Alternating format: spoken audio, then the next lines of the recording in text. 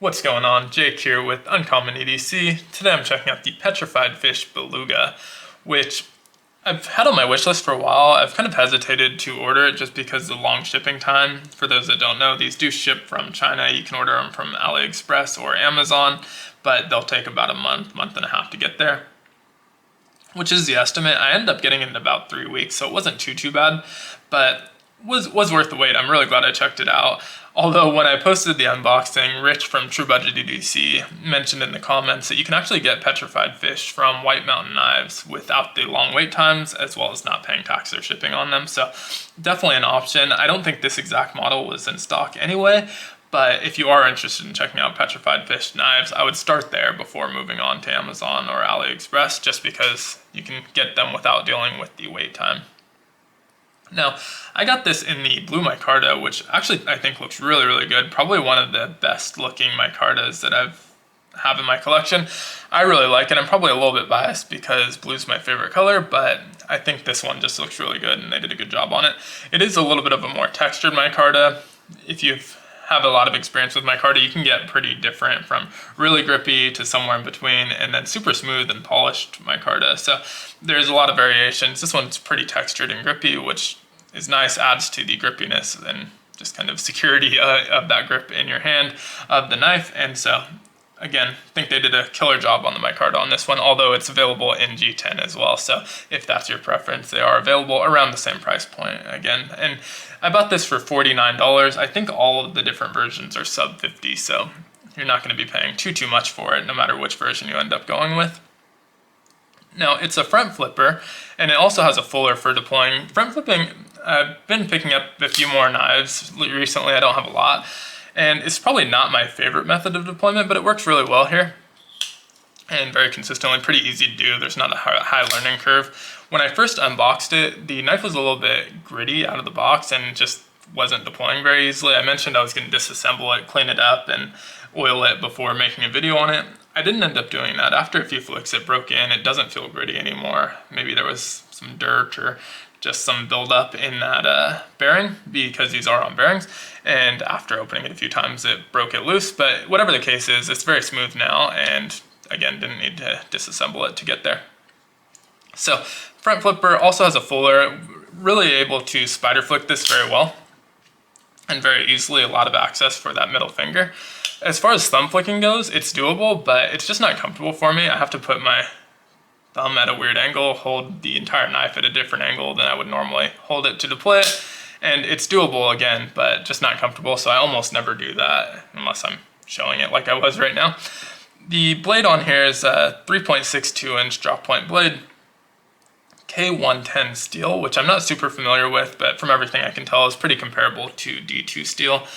They mentioned it's an import from Austria, so again, don't have a lot of experience with it. If I notice anything as I use this knife down the line, I may post an update, but so far from everything I've read, it's comparable to D2.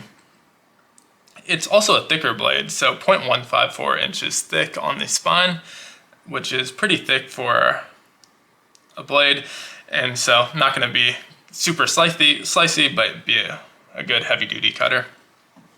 4.73 inches on the handle, which is also very thick itself at 0.59 inches, and it feels pretty hefty and just kind of robust.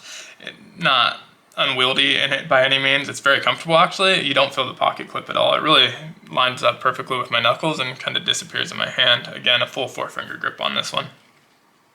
8.27 inches overall, and weighs in at 5 ounces for the micarta version. Keep in mind that the G10 version is going to be a little bit heavier, not significantly so. 5 ounces is already pretty heavy, and it doesn't feel super heavy in my hand, but it does feel pretty heavy and just kind of bulky in my pocket, and so something to keep in mind. It's a little bit larger than I typically EDC, but it's not huge. It's definitely in that EDC range. Depending on what you're using your knives for, this might be the perfect size for you.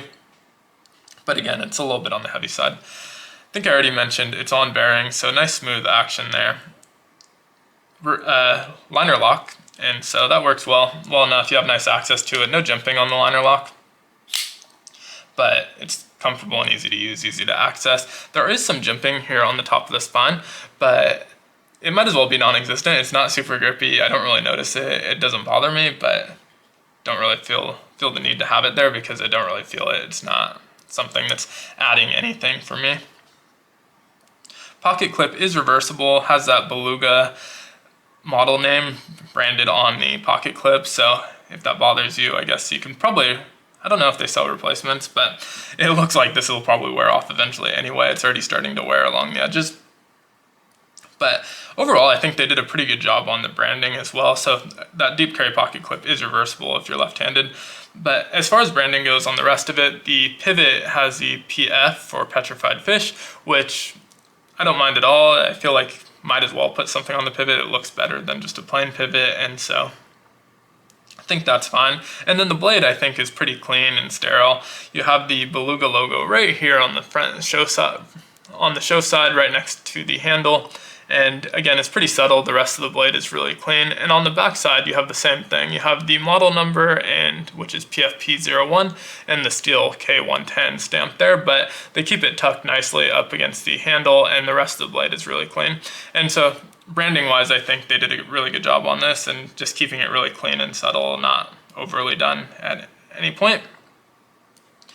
And overall, first experience with the Petrified Fish, I'm really impressed with it. I think they're definitely right in line with those Senkets and even most Civivs. Sometimes you'll have some Civivs that feel a little bit better built than this, but Civivi also tends to range higher in the price range. There's definitely some models close to this $50 price point, but they definitely seem to be increasing in price, and Senket seems to be filling the void where Petrified Fish is trying to live. And so compared to Senket, I think it's pretty comparable. They have the branding here on the pivot. Senket doesn't, where Civivi and we do, which probably isn't adding that much cost, but for sure is adding a little bit of cost, and the build quality feels very similar.